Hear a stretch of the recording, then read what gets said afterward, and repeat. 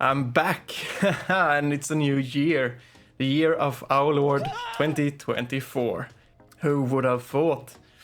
Well, I guess pretty much anyone with a vague understanding about passage of time. I am here, and I have coffee. And I have snooze, of course. So let's go! For everyone who tuned into my humble little channel last year, your likes and comments really mean so much, and it makes this so worth it. Thank you so much. One of the reasons for there being a while since my last video is because of the cold. We have had some cold weather here for a while now, and that makes me just want to go into hibernation. Jag har inte sett en enda spårvagn under hela morgonen. Det står helt stilla vad jag kan se i alla fall. I alla fall de turerna som går in mot centrala stan. Jag står alltså på Avenyn. The coldest I've endured so far this winter is minus 23 Celsius. For you American viewers, that is cold as fuck. And when you open the door to the outside, it feels like someone is punching you in the face. I have experienced colder weather, but anywhere below minus 10, it's going to be a bit of a hassle. If there are any new viewers, hello, I'm Alex and I live in Sweden, which is here. I always like to educate my viewers in geography like that. New year, new army is a common expression, and the new year is certainly related to the feeling of change. Maybe that time has come when you said you'd get your shit together. Start exercising, maybe switch jobs, finish your education. You know, all the stuff you said you'd do maybe later, someday. Or, you know, probably not. If you have some change in mind, and the worst thinkable consequence is a funny story, my advice, as I'm failing to follow myself, is to just do it. But it's not as simple as that, is it? We don't like change, or at least not the idea of it. As humans, we are very comfortable. Change is not comfortable. So how about just a small one? A new army project, maybe? Yes, I think so. And what better time to talk about my pile of shame? I don't particularly like that expression, and I don't have a pile of shame. Now, don't get me wrong, I don't paint anywhere close as many miniatures as I buy, but I don't refer to my collection of colored plastic as a pile of shame. It's a pile of opportunities. If I could only feel that optimism in more aspects of life, my therapist would not need to see her therapist as often.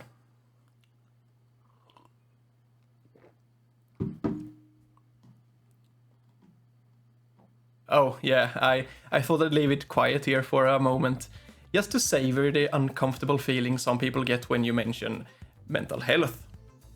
You're welcome. Anyway, moving on. What opportunities may it hide for me this year? In this video, we will have a look at my unfinished business, and I'll tell you what I think I'll be painting and doing this year.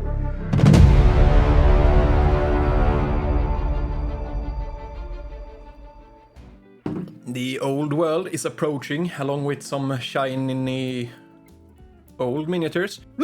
Am I excited? In a word. How about this one? No. I was at first, of course, thinking about the Britannia and the Tomb Kings getting some love and new miniatures. But when I saw that they are pretty much just re-releasing the old stuff, that excitement soon... First, I thought it was very strange, but then I realized these releases are not for me. I had these minis once, I painted them in my youth. I would buy this only out of nostalgia.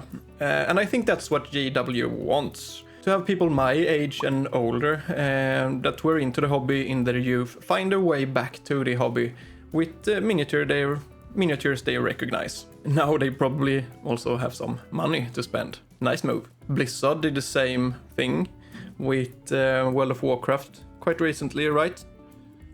Re-released the old game just for us midlifers to re-experience part of our childhood. Stan, check your fury talents to boost your shouts. Smart. It has to be a great feeling to sell the same stuff again to the same people. Last year I finished, because they are never actually finished, my demons and my beastmen army. So what will I do this year? I will continue with smaller additions of units to my old armies, as there are still some things I want to paint and add to my army lists. I'm also in the process of spicing up some of my Chaos Warriors, but I will also start a new army. And the time has finally come for me to get some elves. If you know me or follow my channel, you might have picked up that I tend to choose the dark side. The evil guys have more fun, and playing as the evil side means that if you lose, the good guys win, which is at least something. Something you can tell yourself. I guess I often relate to the anti-hero because I'm also a bit evil. No, not really. I'm trying to be a good guy, might not be super friendly all the time, but I'm not evil, I don't think. I'm a bit of a loner though, and don't really fit in anywhere. The antagonists often have the better or more interesting story anyway. So with the elves I of course chose the evilest. That's not a word, but it should be, #evilist. The most evil elves. The dark elves. And I have started with my first unit of witch elves. I have really been wanting to paint these since I read this last year. The book was okay. No masterpiece, but enjoyable if you, like me, are into the world of Warhammer and fantasy. Reading about fantasy. So let's start with my dark elf stuff. Another thing I'm really looking forward to painting is this. I like dragons, obviously, #nerd. And to me this is one of the cooler ones. I gathered a few bits and pieces of what will eventually be my Dark Elves army during the last couple of years. And in addition to the dragon, I also have some more witch elves and snake ladies, a start collecting box, and a sorcerer. I try to keep my new stuff in its box until I start with it. That way I can easily sell off stuff I end up not using or change my mind about. But it's also a bit more fun to treat yourself to something new when you have finished the last project. It's like going into your own little mini store and picking up a prize for being good. If you've been really good, you can also pick up an additional prize from the shelf above, obviously. I buy most things new, but sometimes I find stuff secondhand as well. When I buy stuff secondhand, I mostly buy unused and unassembled miniatures, because I like to assemble them and prime my minis myself. #control freak. There are a bunch of vampires here and a necromancer. 2 old boxes of zombies, because you can never have too many zombies. These guys, and some more demons. And these are the new Chaos Chosen, but without their box for some reason. There are also, of course, the Cursed City box, which I would want to finish someday, maybe, later, at some point. Maybe tomorrow, or not.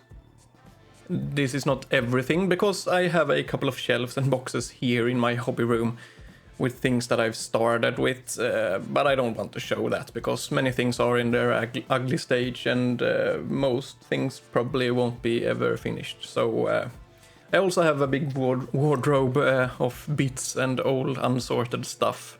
And there are probably many miniatures in there that could be assembled. But for the sake of this video being done before it's 2025, I won't show you that either. There are just many bits. Drawers and boxes. Boxes and drawers. I mostly paint in one of 2 ways, and I try to do them both. The first way is to paint big batches, whole units maybe, or most of a unit in one go. I focus on that project and make sure to get it done. After 1 or more such projects, I often feel like painting whatever for a while. And in such case, I can just pick something from my shelf of half-finished stuff that I feel like painting. Whichever one I might fancy that particular day. Some days you just want a win and the feeling of accomplishments, and those days you pick something easy that is almost finished. Sometimes you want or need a bit of a challenge, and then you pick something more challenging. And that's when I paint my heroes and such. Either that or the day before a tournament in sheer panic. like the rest of you. I find that this way I can be quite productive, as there are always stuff available that fits my current painting mood. When I decide it's time to start a bigger project again, I clear my painting desk and all the half-finished minis go on the shelf. Out of sight, out of mind, and I can easily focus on that one project. As with the channel this year, I will continue to do the battle reports for games of 9th Age Fantasy Battle, as that is what I will be playing, and it's fun making those videos. I will probably not try the old world, because it seems to me that it's basically Warhammer Fantasy 8th edition with new base sizes. As a competitive game, the 9th Age is just so much better than a rule set from a miniature manufacturer could ever be. 8th edition Warhammer Fantasy was great to play with a friend over a couple of beers, but as a competition, it was a nightmare. Too much random stuff and unbalance, and I imagine the old world will suffer the same issues. That said, I might try it out if one of my friends want to, but I will probably not be the instigator. I will continue doing stupid videos with where I paint random stuff, and I'm going to make sure that the game of 40k with the Ultimate Starter set will happen soon. We have a couple of 40k players in our gaming club, and my intention is to have one of them be a bit of a game master and guide myself and another clueless fantasy nerd through our first game of 40k. The only reason it hasn't happened yet is that it depends on 3 adults having an evening to spare at the same time. But I will make sure that happens soon, hopefully. During 2023, my channel grew from about 800 subscribers to over 1400. And the growth is constantly picking up speed. I can't really wrap my head around the weird feeling that somewhere on the other side of the world, someone might be enjoying or at least watching one of my videos right now. It's a very strange feeling.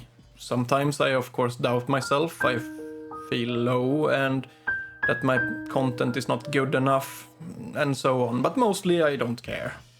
I like doing it, and that is enough, really. The likes, comments and positive feedback is just a bonus. A very appreciated bonus, I might add. So once again, thank you so much for watching, commenting, liking, sharing and subscribing. And thank you for being with me through 2023. And thank you for being with me through 2023. And I hope you stay with me through 2024 as well. Ha det bra nu och en god fortsättning.